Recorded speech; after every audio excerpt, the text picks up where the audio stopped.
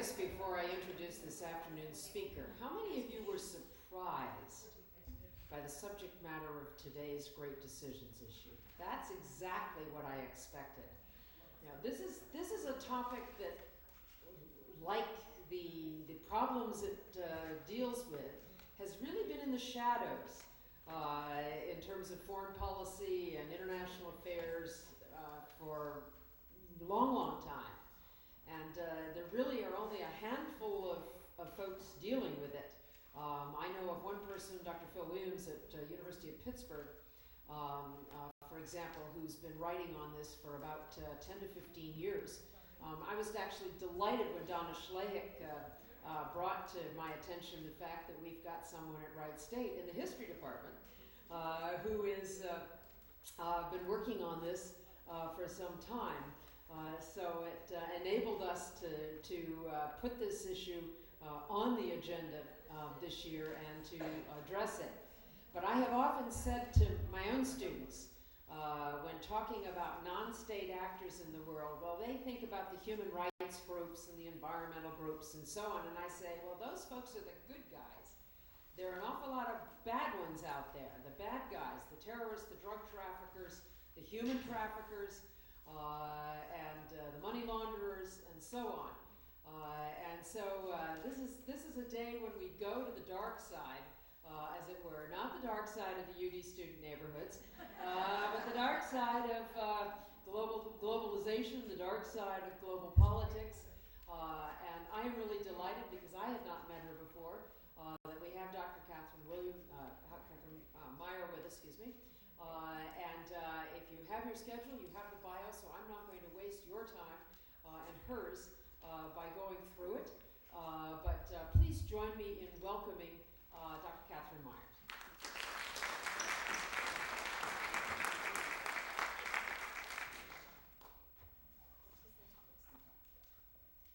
Yes, actually, I wasn't brought up to do this kind of thing. I was brought up in a decent household. But one of my colleagues got me involved in drugs, and it's been downhill ever since.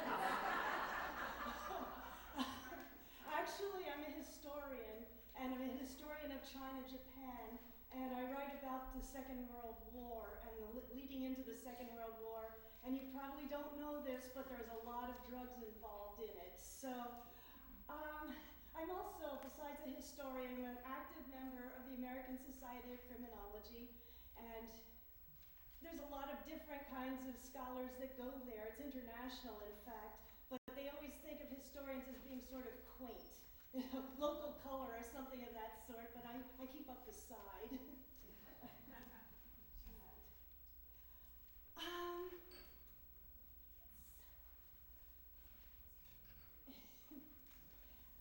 Okay, actually, I think I've got the wrong one up here, but I'll deal with it anyhow. The way I want to organize this, there's a lot of different ways that historians look at things. And as far as organized crime is concerned, we would look at things, first of all, as the causes. And in terms of criminology and drugs, instead of, using the word causes, they use the word etiology, meaning cause of disease. And this is a word I've looked up many times, especially when I have to spell it. But when historians talk about organized crime, they look at what is the cause of it. And several people will take different sides. I like to look at all of this. And one of them is that organized crime comes from residual feudalism or kinship patterns. And in other words, they're looking at the way that modernization occurred, especially in Europe, but other places as well. And how where some places you might have a centralized state formed very quickly. On the edges of that, you will have leftover feudal communities that don't fit into the centralized state and that revert back to their kinship patterns for protection, especially if they think they're being abused by this incoming centralized state. And of course, Italy fits into that pattern very nicely because it was industrializing in the north and not in the south, and especially Sicily. And so there's lots of examples of people who use this to explain what is organized crime or where does it come from. And I'll use several examples of this. We also see other schools of thought that say, no, anthropology, forget about that. Organized crime is simply another business model. It's a way of organizing the delivery of goods that happen to be illegal but still desired. And so they'll look at organized crime the way you would analyze perhaps IBM or McDonald's or something of that sort, and especially looking at the relationship between the corporate headquarters, shall we say, the dons and the capos, and then the street dealers. As being, street dealers don't make as much as the dons. In fact, they might not make very much at all. But it's a way for somebody in the slums who might not make it into a corporation, a regular corporation, but some street kid can then get into a gang, start selling drugs, start off on the corner, and then work his way up in the organization if he's lucky, if he's got skill, and if he lives long enough. And so a lot of people look at organized crime from the way you would analyze a business. It just so happens this business, it has no recourse to the law if something goes wrong. The third is where I come in, actually, and look at organized crime as in its political and strategic ramifications. Dealing in drugs, well, I guess Afghanistan is a very good example. People have fighting on one side or the other, and they need money to buy the guns, buy the weapons, buy the information, and so selling heroin is one way to raise a lot of money very quickly. And if you're trying to have a surface legal idea and then some darker operations, then selling drugs is a way to bring money in and send it out without it hitting the legal books. And Japan did that during the Second World War very nicely. And then there's a new school of thought that looks at organized crime as something that's a cultural development on borders. That people who live on borders, one side or the other, that each one of these people living on each side of the border are going to develop relationships with the other side of the border, sometimes stronger than with the dominant culture. And wherever you see borders, you usually see people smuggling things one way or another. It's just that now with the drug wars in Mexico, it's just a little bit more to our knowledge. So I'll talk about all of these because for myself, I find all of them extremely useful. But of course, I've seen academics fight about this. And as a historian, we also like to see pivotal dates and pivotal events. And so for organized crime, the two sets of dates, the first transition is, of course, Prohibition, 1920s and 1933. And the second, I'll talk about the 1990s. And that's the fall of the Soviet Union and the rise of the internet has really allowed international organized crime to really change its structure, as did Prohibition. Of course, we think of Prohibition as being a noble experiment, and we think of the internet as a good thing, and fall of the Soviet Union as a good thing, but it created all sorts of opportunities that people didn't foresee. So we start with this idea of residual feudalism, and people in the actual Mafia, coming from Sicily, will tell you all sorts of origins of what the Mafia is, and this idea of omerta, that at a time when Italy was split, that Sicily was sort of oppressed by the growing creation of the state of Italy, and so people had to fall back on kinship patterns, the Don who would protect them, and of course that led into organized crime. They will also tell you that the Mafia, the word Mafia goes back to like the 12th century and the Italian Vespers and things of that sort. But an Italian historian actually looked into it, and he found that the word Mafia was first used in a play that was sort of a patriotic play for people of Sicily, and it was I Mafioso del Vicari, and it was about a kind of a bad guy, but a political bad guy who went into jail. And so it's sort of, the idea of residual feudalism is something that people in the Mafia will tell themselves and use to make bonds stronger. Joe Bonanno kind of has this thing about, he would not use the word mafia. He talked about my tradition and about how he was raised in his tradition in Sicily, and he brought it over to the United States, and he maintained that tradition in the United States. And I don't think in his entire autobiography ever uses the word mafia. If we look in America, the word mafia, of course, has become sort of the code word for organized crime. We now talk about Chinese mafia, Russian mafia, all sorts of mafia is used. But in America, there was really from New Orleans an incident in which some Italians in New Orleans, they were banded together because they felt they were oppressed, but they also had connections with corrupt police. That's part of the pattern, actually. And at one point, one of the policemen, not Italian, a policeman was shot and killed, and there was almost a riot against Italians. Italians who were rounded up regardless of evidence or anything else and brought in and tried, but then after they were tried, they were lynched. And that became such a national scandal that the word mafia came into the English language. But this was the early mafia. This was Italian gangs versus Irish gangs.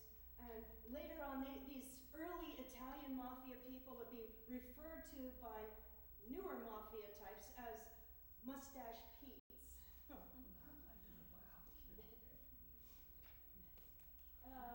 If I can continue, this is global and so am I. If I can continue on the theme of the mafia as a kind of leftover feudalism, and perhaps introduce you to one of my favorite gangsters, Sheng. And he is a gangster who operated in Shanghai in the 1920s, 1930s, and up until 1945. And he was sometimes called the Chinese Al Capone, but compared to Al Capone, Sheng was kind of a piker. And Sheng was better than Al Capone because he lasted longer, he had political influence, and at the top of his influence, he was invited to be part of the anti-narcotics squad in nationalist China. This is all at the time that Al Capone was being sent to prison for tax evasion. But Sheng, I like to bring him up because he started out very poor, and in the 1920s and 30s, China was in a state of civil war. And you probably know it was basically the nationalists versus the communists, and then there were gangsters. And of course, opium and heroin were illegal in China, and even more so other places. But Sheng was very good at doing first labor racketeering. He got his gangs to kind of clean out the communists in Shanghai in 1925, so he got political favors for that. He was also involved, or his best friend was involved in gambling rackets, and of course in narcotics. That was what he specialized in, was narcotics. But as a gangster, and when he moved his way to the top of this green gang, it was called, and it was done in a very hierarchical and patriarchic way.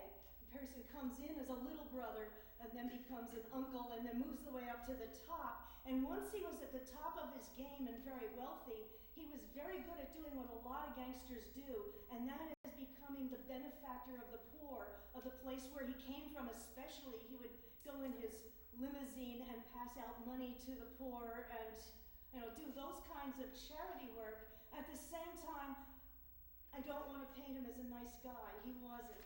and he got a little bit of a better reputation during the Second World War because he and his gang fought against the Japanese during the Japanese occupation. But at the same time, he was in it for himself. So Sheng and the Green Gang, and he's in China, especially in Shanghai, at a time, of course, when the Chinese political system was in transition. Transition's a nice word for civil war.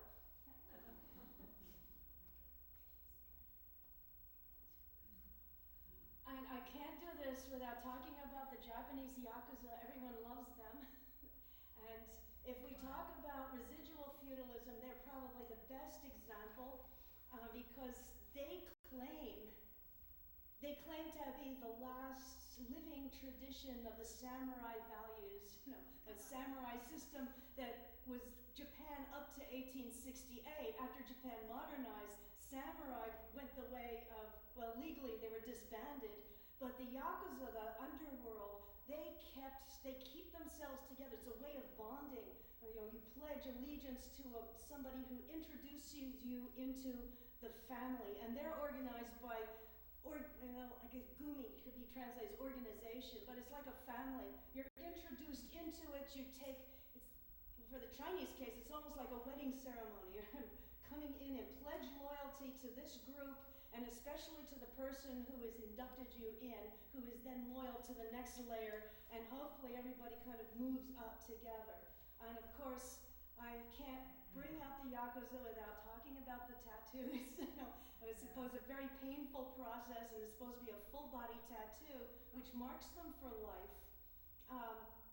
I also found out from my readings that this tattooing your skin that much damages the skin, of course, which is an organ and helps with elimination of waste and all sorts of things. So they have a tendency to liver disease because they also drink.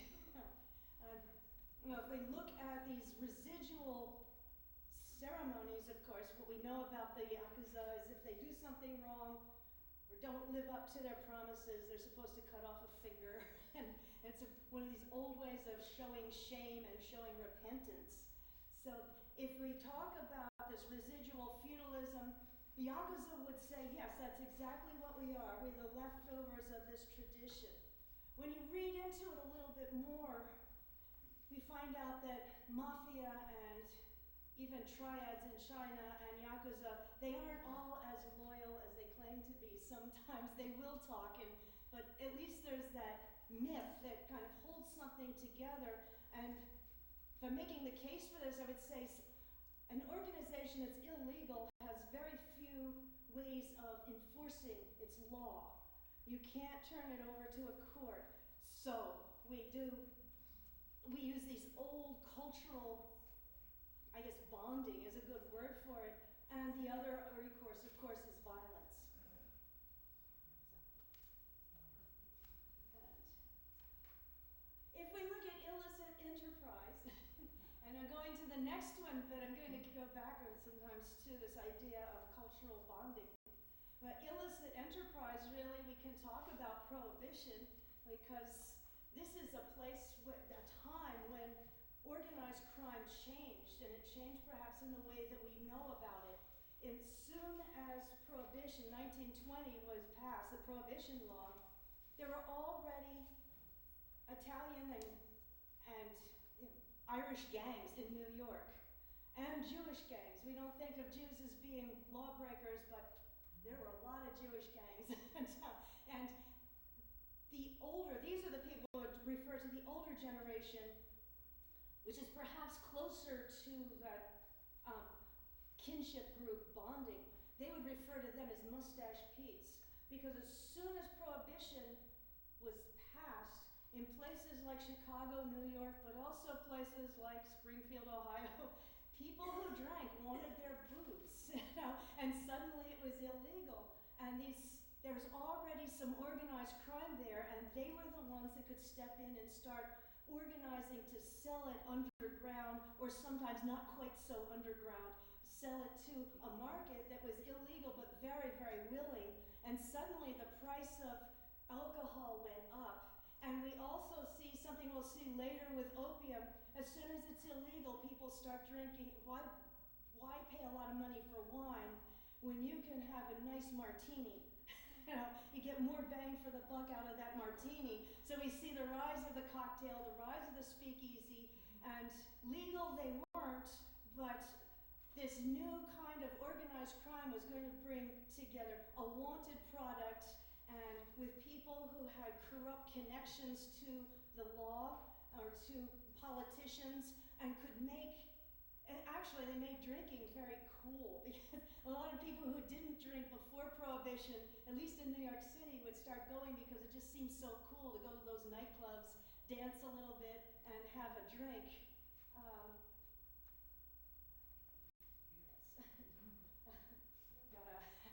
We also have our DEA, or not DEA agents, but they're mentors. Actually, they were corrupt as hell. But they did like to pose, especially in New York City. And at this point, we begin to see taking, people who can supply this liquor, who can get it across that barrier, from England or from Canada into the United States. And we begin to see people, actually, we might not think of it, Arthur Rothstein, it's not a name that kind of flows off our lips as one of the forerunners of modern organized crime, but he is considered the one who really put together this idea. And he was not only into providing alcohol for the masses. He didn't drink, actually, but he later got involved in narcotics as well, and he was very much a gambler.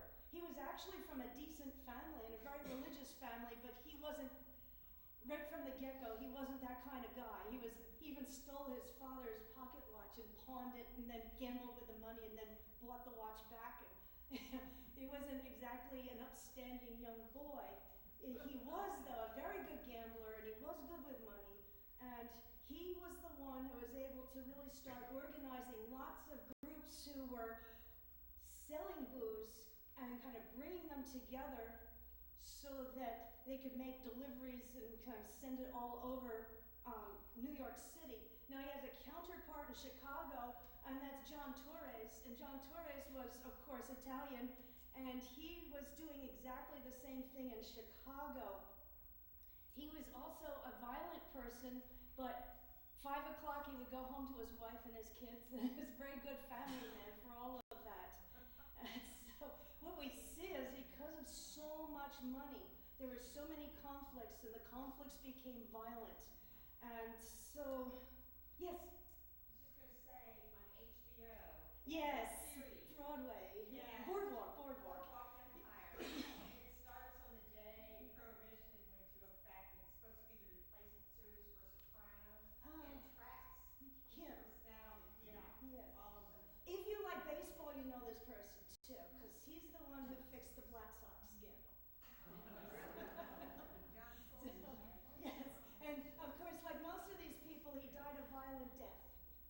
But I think it was just because he was very good at collecting gambling debts, but he wasn't very fast about paying them out. They died the same year where they maybe bumped off at the same time. I don't know.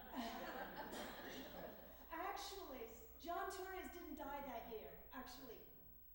He was shot, but he didn't die, and he sort of stepped down, and that's when he kind of ran it as sort of in the background. That's when Al Capone really kind of takes his place. So, I should really, this is rain date base. Yes. The problem with organized crime is that they can't go to the law courts to settle disputes.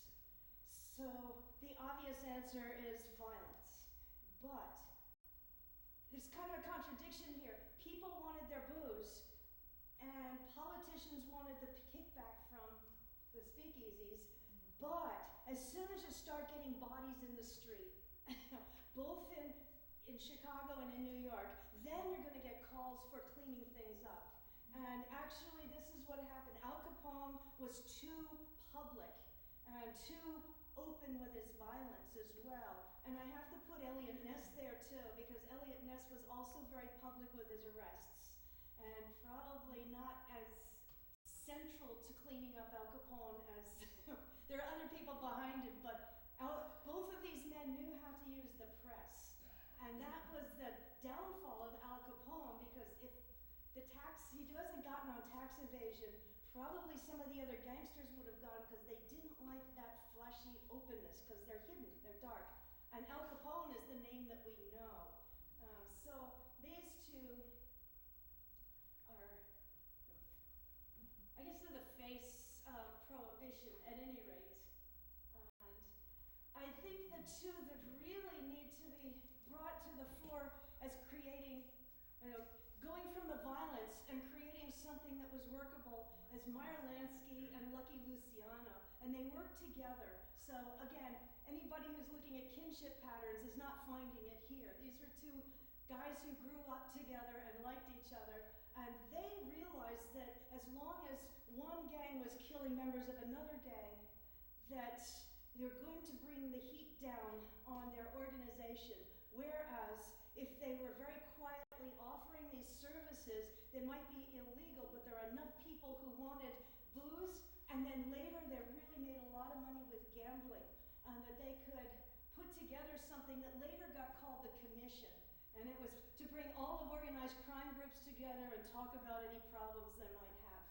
And so Meyer Lansky, of course, is famous for his Miami and then later Havana nightclubs.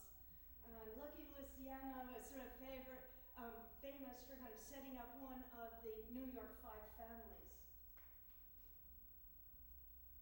And this is one of those. The other one is the St. Valentines Day Massacre.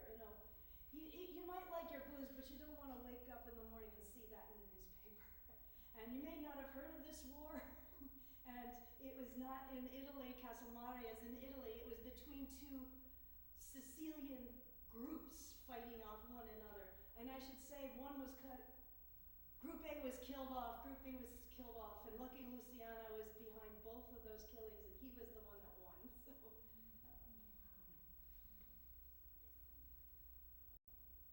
Yes, and whether it's prohibition or later in the drug culture, we do see, if we look at these business models, I mentioned it before, but there's a lot of studies of street-level dealers, or earlier street-level speakeasies and things of that sort. And what we see is, well, here are groups of people outside, they're, of course, blacks, Hispanics, earlier it was Italians and Jews. If they're outside of the normal culture and there are structural or non-structural barriers to the breaking into a normal job, then one of the places to make a living is in this, some people call it the underground economy, or the alternative economy, or the hidden economy. And so we see these street gangs, you can picture them as a threat and a nuisance and everything else, but if you're poor and in a neighborhood, a disadvantaged neighborhood, this is a way to make a living. And if you can survive the early, your first entry-level job after you kind of prove that you're going to be loyal is just selling off the street corner, and taking the chances. And you might not make that much money, but it is a living. And sometimes people say, look, I'm not earning a lot, but I'm earning more than if I worked at McDonald's and I'm home and I'm taking care of my family. And then most of these people don't move up, but the few that do really kind of start organizing and bringing things together, and it's a way for them to kind of have, should we say, an alternative route into success. And there are a lot of studies that look at street-level gang dealing in that using the economic model, and starting from Prohibition and going right up to the present.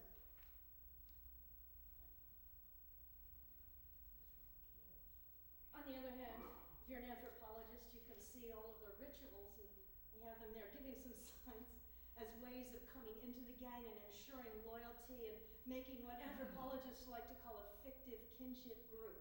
So, as I said, I don't come down on either side of this. I think they both work. Yes, and this gentleman here looks kind of like a businessman, but you wouldn't think of him as being an international spy and a drug trafficker, but he's one of my favorites. And if we look at this drug trafficking or international organized crime, it doesn't necessarily have to be drugs, and in this case there was a lot more going on. He was one of the big players leading up to the Japanese invasion of China. And he's Japanese, and he was a Japanese espionage agent, and he was in this area, Manchuria, which is where, at the time, the Japanese began their formal invasion of China in 1931. You may remember the puppet state Manchukuo, or you may have seen The Last Emperor. That's it. This is the place, a place where I go to often, oddly enough. And so he was part of the Japanese, I guess he was a civilian as part of the Japanese military espionage group. And he did a lot of things, but one thing he set up was a way of smuggling opium. It was growing very nicely in this area of Manchuria and under Japanese license, actually. Japanese had an opium monopoly, and at least they were claiming that they were trying to register Chinese addicts in their territory and break them of the habit. But what they were also doing when they were planning the invasion from Manchuria down into the north of China, an invasion that would turn into the Pacific War, the Second World War's Pacific theater, they were trying to weaken the Chinese hold on a very weak hold anyway. And opium was being used both places as a kind of currency. You know, I mean, it was a state of utter chaos in China anyway. And so he was doing several things. One of them was taking Japanese grown opium, smuggling across a very porous border, and taking it into North China, where there were Japanese chemists who would make it into, they called it morphine, but it was really almost pure heroin. And they were selling it in North China, and Chinese records like to say, oh, they're trying to weaken us so they can win the war. Japanese records say something very different, that there was so much chaos in North China that opium became a currency. And what they were trying to do was to weaken the Chinese currency and cause inflation, because at the same time he was smuggling opium, he was also smuggling counterfeit money.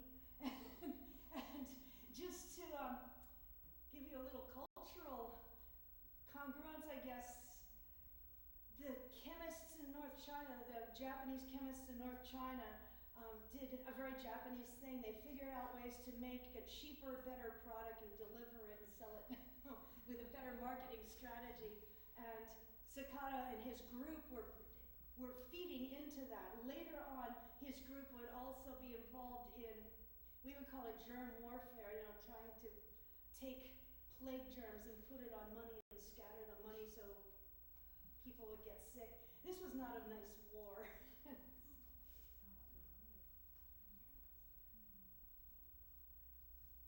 But he certainly doesn't look like James Bond or anything. Was there any interrelation between this fellow and the previous guy? The previous guy not, but they certainly had Chinese contacts. In fact, the previous guy, Du Yuesheng, he had a best friend, and they lived together in a mansion that had two wings to it. So, one wing for me, one wing for you at Shanghai. And when the Japanese invaded, his best friend sided with the Japanese, and Du Yuesheng sided with the nationalist Chinese. So, I mean, it was a really kind of a complex war. And then, of course, Du Yuesheng and his friends figured out a way to assassinate his best friend. A lot of good stories in there. But I bring up Sakata and strategy because we have several, I guess, contemporary examples of the same kind of thing happening, especially that India, Pakistan, Afghanistan border area is so dangerous. And I guess we hear constantly about opium growing. Our allies grow it, the other side grows it, Taliban grows it, and all sorts of things. It's also, the problem is not just the Afghanistan border, but Pakistan itself and the India border as well. And perhaps you know A.Q. Khan, his best friend is Dawood Ibrahim. Maybe I have a picture of him not, but the two of them. Ibrahim is a gangster. He's from India, but now he's probably living in Dubai or somewhere. He's from India, Bombay or Mumbai, if you want, and he is a gangster. He started out as a gangster and doing what gangsters do, smuggling goods into India. But later, as things became political, he is Muslim, and he was implicated in some of the bombings inside of Mumbai, after which he left. And also in Pakistan, there are questions about, does he use his ill-gotten gain, which is not just drugs, but other things as well, in order to fund, A.Q. Khan, who's the father of the Pakistan atomic bomb, that information gets sent to places we don't want it to be sent. So, as I said, it's really good for funding things you don't want on the books. Was he linked to Khan's, Khan is the one who trafficked nuclear secrets right. from Pakistan to Libya and elsewhere. Right, exactly. Was he linked to that Yes, as yes. Okay. They're underground. well? Yeah, sure. Yeah. Oh, there he is. Doesn't he look like a gangster, though?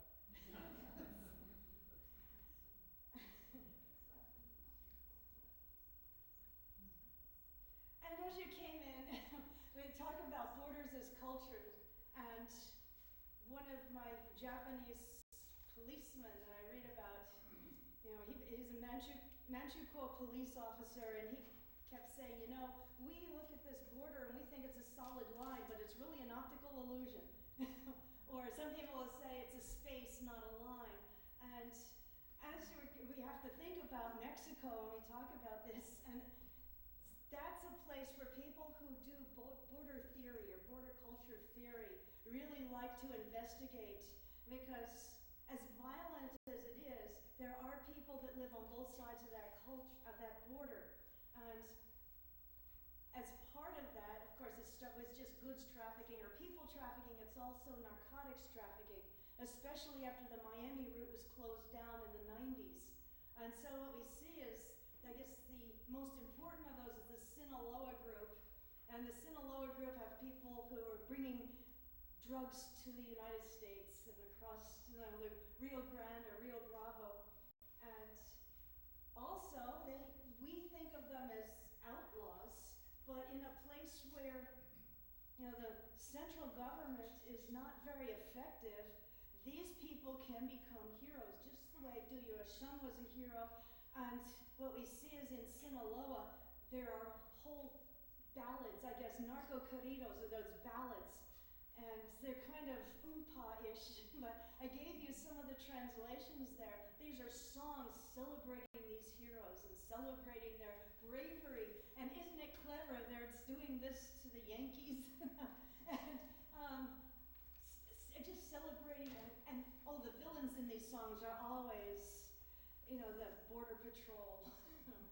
And the thing that I love the best is this fellow here. He's in Culiacan, his shrine. He's the patron saint of narco-traffickers. Jesus Malverde. I guess he's sort of, I don't know that he'd be recognized in this institution as a saint, but he's kind of one of those folk saints. And the people there will go to his shrine and bring, ask for miracles. And I guess he was an earlier bandit who fought against the government, so was a hero before there were narco-traffickers, and then he died and the miracles were attributed to him. So I just have to, I've got a picture on my wall. And there, as you came in, you were listening to Los Tigres de Tijuana, Tigres del Norte, and there's a whole style for these those narco-corridos, the hats, the kind of band, the way they sing, the boots, and they become kind of cultural heroes, not by trafficking themselves, but by honoring people who traffic. And so from this, we do see a kind of culture emerging. It's not entirely pleasant, but there it is, filling in some spaces.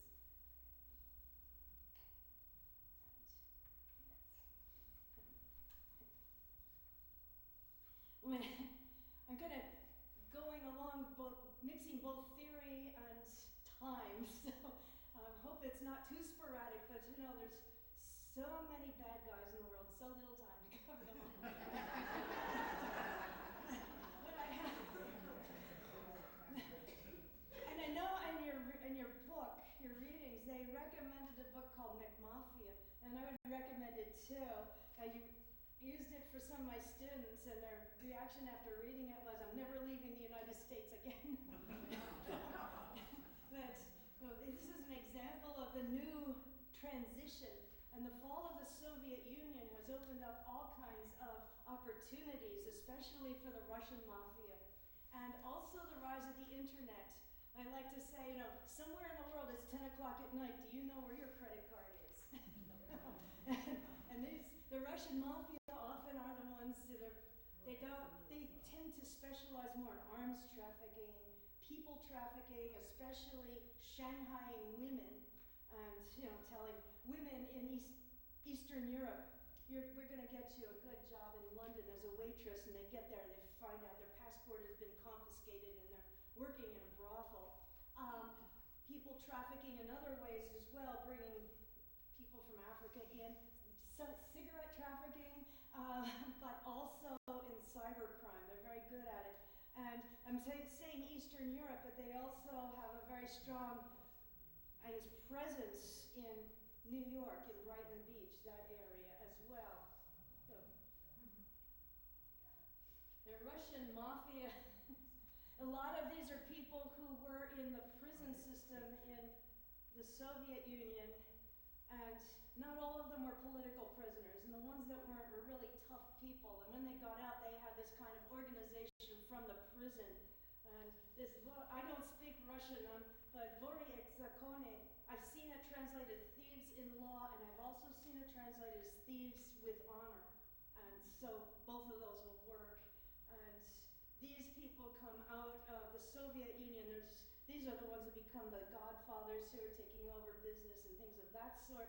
Plus, they've got the connections, sometimes old KBG connections, and just make people's lives miserable many places, but at the same time they're delivering goods that are wanted. Aren't they considered one of the most violent of the groups? Yeah. I don't, what happens, there seems to be kind of a flavor of the year. And I think right now, the one that gets the so-called honors for that are the Mexican border, because there's so much going on. But I wouldn't want to know any of these people. Let's put it this way. And I do. Every time I read about them, I pay things by check for about a month and a half. and the Japanese got me out of the habit years ago. So, yes, I think violent maybe not, because that sort of comes and goes. Because once they're violent, then they attract too much attention and get cracked down on. But they're dangerous, or they're skillful, or however you want to put it that way. And they also go in for tattoos. And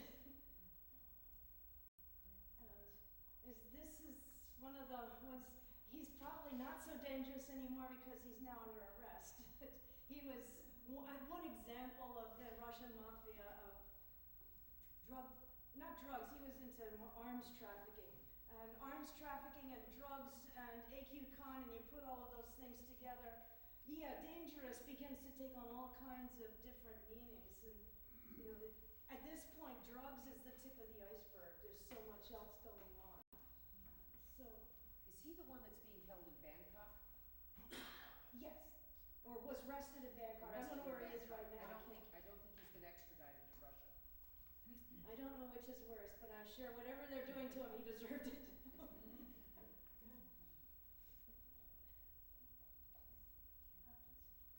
I guess this is the Golden Venture. You may remember that, but there's been so many other of these. But 1990s opening of Russia, opening of China too. This idea of moving people from one place to another, places where there are limits on how many people are allowed in. The Golden Venture is a good example of this, because just like there's Russian Mafia, there's also Chinese Mafia as well.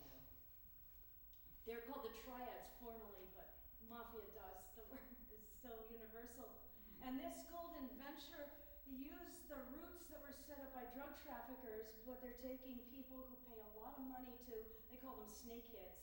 If they're on the Mexican border, they call them coyotes. But they specialize in getting people from point A to point C with a lot of B's in between. The Golden Venture was part of that. The people who were on this ship, they went from Fujian, I used to know it exactly, Fujian province on the coast of China to, I believe it was Thailand, and then they were moved in this Golden Venture. It was really a derelict kind of tub. Moved down to Africa, where they had to wait for a while for something to be processed, and then they were taken from Africa around the Horn and then across the Atlantic Ocean, where they almost made it, and then they were shipwrecked off of Far Rockaway. And that's when the Golden Venture became very public, because these people were drowning there, and it was, I guess, March or April. The water was still very, very cold. And so those who were left were kind of arrested, and for a while they were held in prisons, part of it out in Pennsylvania, out in Amish country, where a church group kind of adopted them and tried to get them asylum in this country, which worked for some of them, but the cases that were left over were quite extensive. Some of them were in legal limbo for a very long time. So people moving, this is just one example of something that international organized crime can do, moving not just drugs, but moving people who want to get out of Africa into Italy to get jobs, or out of East Europe into Western Europe to get jobs, hoping that it'll be decent jobs, but maybe not. And in this case, these people were supposed to be moved from Fujian province, that tends to be the province where people leave, and then moving into New York, where they were almost in debt bondage labor if they had been successful. They would still have to pay off the snakehead. And so they were kind of beholden to, I guess we could call them crew bosses inside of New York City, Chinese groups that would keep them safe, but also keep them under lock, sometimes literally under lock and key, until the money was paid off. And some of the conditions were quite horrible for them.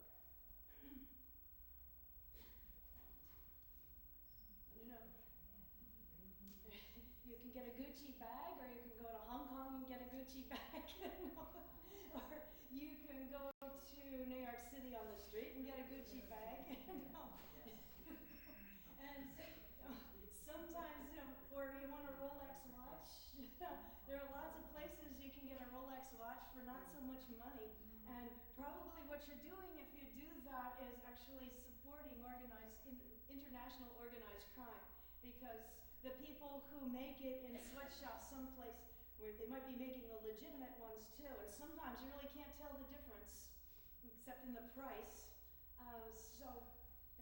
These kind of get places in Hong Kong where they'll take you and you can buy these.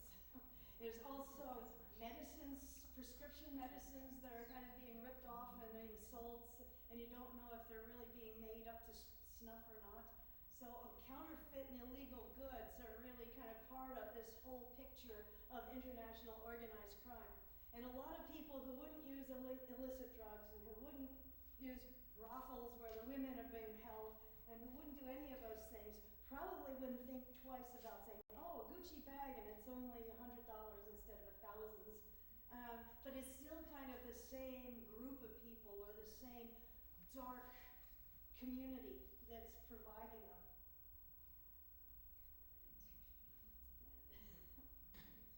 If we can go back, probably know that there's the Mafia, but in Italy, the Mafia is not quite so strong as perhaps the one in Naples, the Camorra, and there's the one over on the other side of Italy with the word that nobody, including me, can pronounce. And these are also organized crime groups. And the one in Naples is perhaps the strongest now.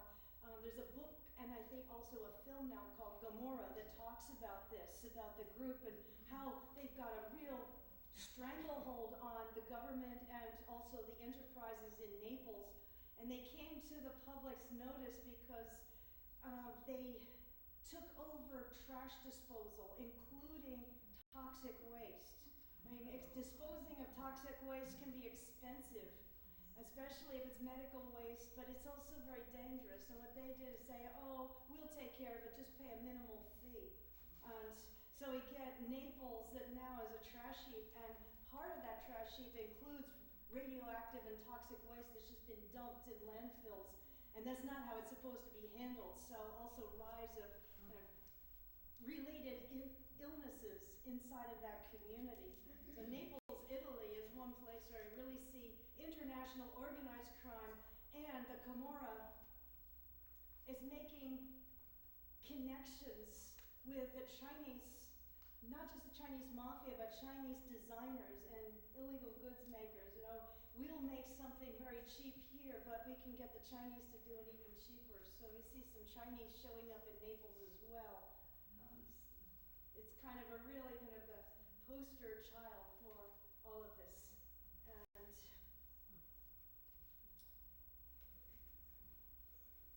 there tend to be nowadays new gangs, and I group them under organized crime. I would include motorcycle gangs. I mean, there are some that are perfectly legitimate, but like the Hells Angels are notorious for moving drugs from Canada into the United States. There's the Big Circle gang, a Chinese street gang of younger boys, mostly who came from the Cultural Revolution, and they're pretty tough, but they don't have, I mean, the older Chinese mafia would say they don't understand the old traditions. I mean, these are just tough guys. And but they are also around in Canada, and then of course gangs that come out of Latin America and have ties both in Latin America and in the United States, especially in California.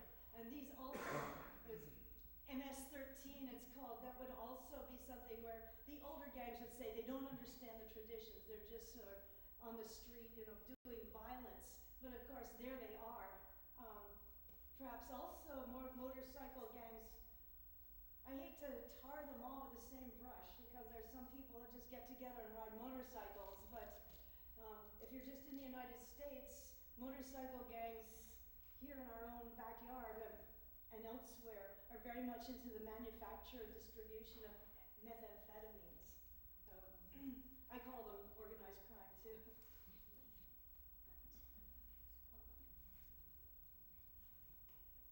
I don't have a picture for them, but I thought I would end by just talking about the problems for policing, which you think you can imagine are huge. Even if you're just talking about one country, it's a huge problem for policing.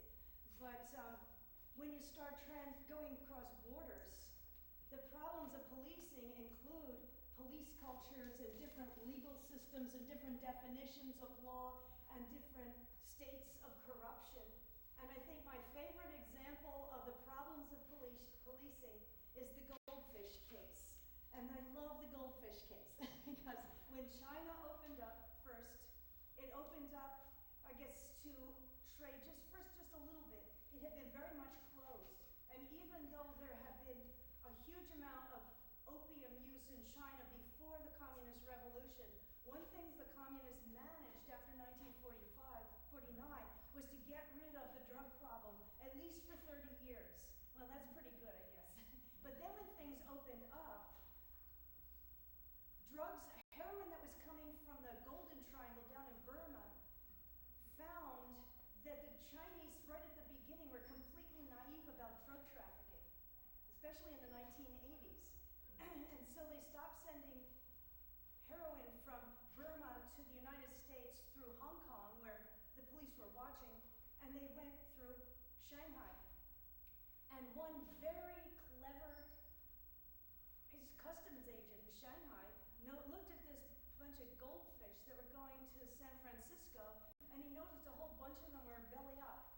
And so he took one out and cut one open, and it was loaded with heroin. It'll kill a goldfish.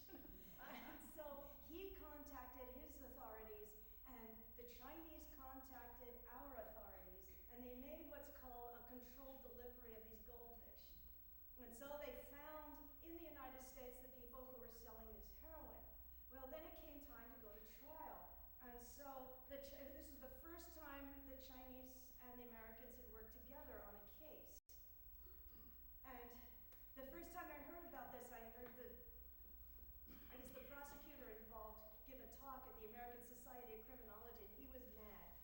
because they got the guy from China, his name was Wong, they sent him over to the United States to testify in the case.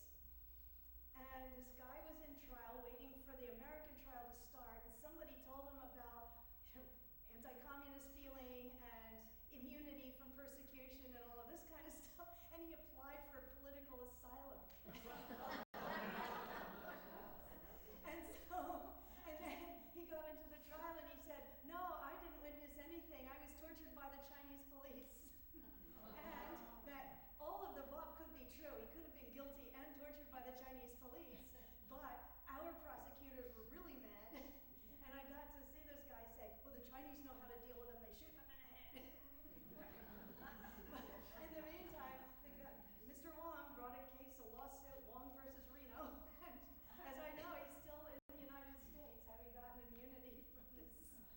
So, I mean, that really shows you, even when both sides really want to bring a case, because they're both determined to shut down a drug, not just one person, but a whole pipeline, the different law cultures and the different law systems and the different assumptions that people meet.